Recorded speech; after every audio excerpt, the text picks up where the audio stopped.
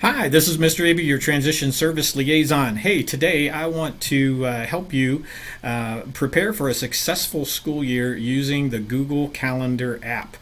Let me just put a note out there for those of you who may be Apple fans. What we're going to share in regards to Google can also be done using your Apple apps, both on your laptop computer as well as on the apps on your phone or tablet. But I'm sharing the Google apps because they, unlike the Apple apps, are user friendly in that they will work on both the Android and the Apple apps. I happen to be an Apple fan and use those, but Google wins the day with versatility. So this will work for everybody, whether you have an Android or a iPhone if you put it to use. So let me share how you can put this to work for you. It all begins with you creating your own Gmail account, or in the Apple case, your iCloud or Me account. If you have not set up an email account, those are free. You can check with your parents or learning coach about setting that up if you need some help to do that. And then for Google, when you're on your desktop computer like this, you'll see that right here they have what's called their apps. And when you click on that, it'll bring up all their different apps. And I've kind of arranged mine this way, but you want to look for the one that says calendar with the flipping dates here to 31. When you click on that, it's going to open up your personal calendar. And so notice the first thing that it does here is it will create by default a personal calendar for you that's by your name. Notice here it's got Greg and Susie. My wife and I have actually shared our calendar so that our events come up together and we're able to see each other's calendar and plan things accordingly. And so notice right now you see that we had an event this past Sunday that we went and saw The Lion King, and then we plan to have lunch together every day at 12 o'clock. You might do the same thing as well. So that's your personal calendar. You can keep track of your work schedule, family events, all kinds of different things. But I want to encourage you to create 2 additional calendars that you can use specifically for school. The first one is what's called your OHVA classes. I'm going to highlight here and turn that one on, and you'll see it brings up a class schedule. How do you create that calendar? If you scroll down below the calendars, you see here it says other calendars. If you click the plus sign, it'll give you the option to subscribe to a calendar, create a new calendar, browse calendars of interest, and import and all those things. You want to use that create calendar function. All you have to do is just name the calendar and then click back. Let me just show you real quick. I'll create a dummy calendar. We'll just actually call it dummy because I'm going to turn around and delete it and create that calendar. And then just arrow back to your regular calendars, and notice here's the dummy calendar. I'm going to just turn that off. And how do you delete it? You come over here to your 3 dots and settings and sharings, and come all the way down here to the bottom, and it says remove that calendar, and there's the delete button, and you can permanently delete it. And now when we come back, notice the dummy calendar is gone. But that's how I set up both the OHVA classes and this calendar that's called Study. We'll talk more about that in just a second. But notice you're able to set up your courses, and you can have a visual way of seeing each day. These are the class connects that you have scheduled that you need to, and they fit in there with your lunch time. Let's say you needed to add another course for art on Monday, Wednesday, and Friday. I want to show you how you can do that. So click on the Monday at 2 o'clock and put in the title art. And then it's from 2 o'clock, and it's a 40-minute course. So 2:40 is the time that it's done. And we'll put PM in there so that it knows we only want a 40-minute class. Notice you automatically have the option to ask whether or not it repeats or it's a one-time event. This is something that repeats, but it's not daily, weekly, or any of these other options. We want to use the custom option because, as I said, this is a course that we're going to say is on Mondays, Wednesdays, and Fridays at 2 o'clock. And then you can choose to put it through to the end of the school year by clicking on the calendar and clicking through to the end of May And there's Friday the 29th, our last day of school. Click done, and that will be added once we click save. But notice it came up as your default calendar by your name. So come in here and click instead that it's one of your OHVA classes. Again, put in your notes, put your teacher's name, put in your teacher's email address, and put in any other notes. Why is that important? Let me show you. Okay, now we're ready to click save because we put in that information. Here's the art class. Notice I can click on my art class on Monday and it brings up that information. Here's that information that was in the notes section. And if I had a question about an assignment that I needed to ask my teacher, I can click on that email address and it'll open up an email for me to be able to do that. But that was the Monday here. What about the Friday? Look, there it is. I don't even have to double click it. If I single click, it comes up and there's the option to click that email. Wherever I am in the school year, I can come all the way down to the end of September. Click on it, there it is. So that way those notes are with you wherever you're at. You don't have to hunt for them. They're always accessible. I've done that for all of these classes. Notice there's the English teacher's name, English name, OHVA, and the notes. So that way you can do that for all of your courses. Again, this is giving you a way to see what's happening throughout the day.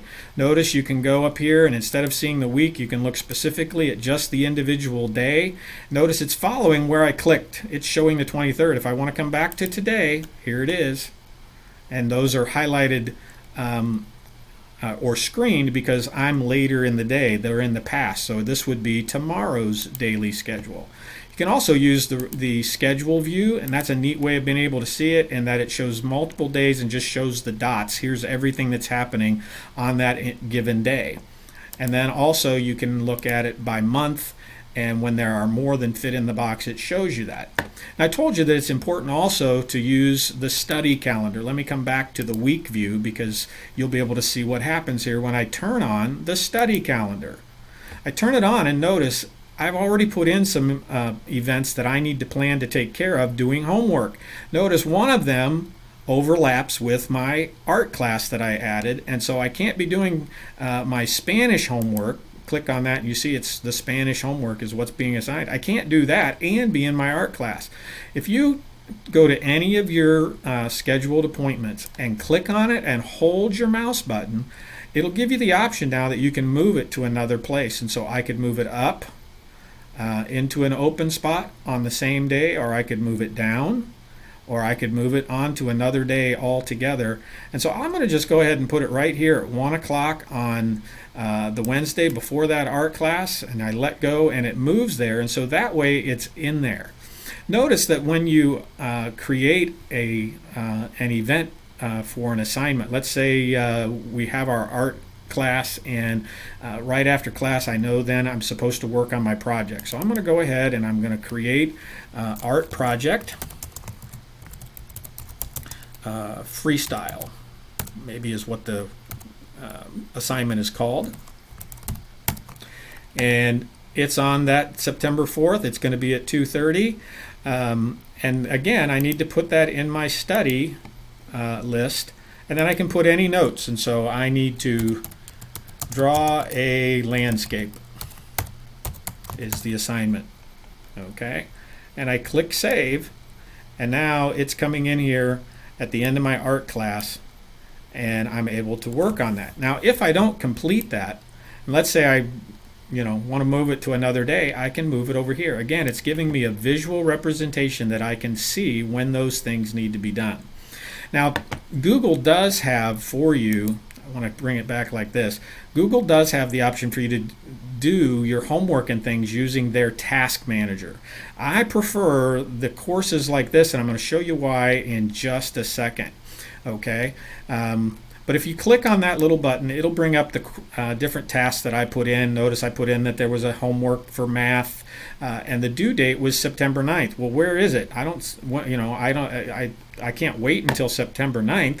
If we look down here, you'll see that it shows the task just like a calendar. And if I click on my week to September 9th, now it's showing it.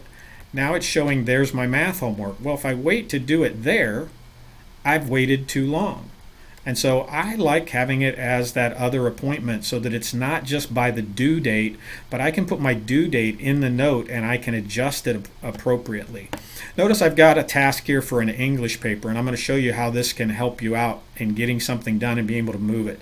You're supposed to write a first draft for an English paper. We're going to say it's on Romeo and Juliet. And so some subtopics using the task manager, you could say you need to research the topic, prepare an outline, write the draft. Okay, so those are all things that you could say you need to do.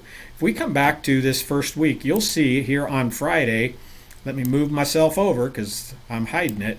Here is that English first draft. I'm going to open that up in the edit view. And how I did that is when I want to start the work is the date that I put it in. It's on my study calendar. It's a one-time event. It's not repeating. That way I have control of it. And then I put in the notes. Here it's due on Friday, September 13th. And on this Friday, the plan was to research Romeo and Juliet critique. So notice it has an X by it now. When I first created it, I would have started it out with an O. That way it tells me with that capital O, that's something I still need to do. But on Friday, if I work on that and I get it done, okay, now I'm saying I've done that part. I'm ready to prepare my outline, and I'm going to prepare my outline now. Instead of it being on September the 6th, I'm going to change my date, and I'm going to do it on the 9th. And I click Save. And so now it's no longer here on Friday, but I come into my next week, and look what happened. There it is at 2:45. I'm going to work on my English draft. It's in here. If I'd happened to leave the time that it overlapped my art class, again, I can click and hold and say, I'm going to do it right after lunch. And so I can adjust the times appropriately. And so that will give me a reminder to work on my first draft, and I can open up the appointment, and it tells me, oh, the next thing I need to do is look at my notes, and I need to prepare an outline. Notice you can attach files, and so you can have the files on your computer and attach them right here in your calendar. Or if you are familiar with the Google apps and their word processing and those things, you can actually link directly to your document in your Google Drive. That's a whole nother lesson that is for another time, but Google has lots of helps, and you would be able to link directly to your document, prepare an outline, and then you can click an X that you've prepared your outline and move it along to another day.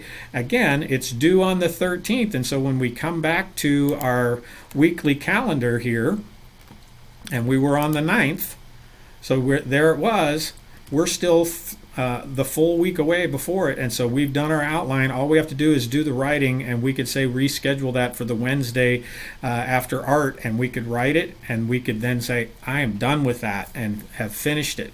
So again, I like that because it allows me the freedom to move those things around instead of they being tied to a specific due date in my task. But you have the option to do whichever you prefer. So I hope you have found this helpful, being able to look at Google Calendar. One more thing I just need to show you real quick. Again, I've mentioned it several times.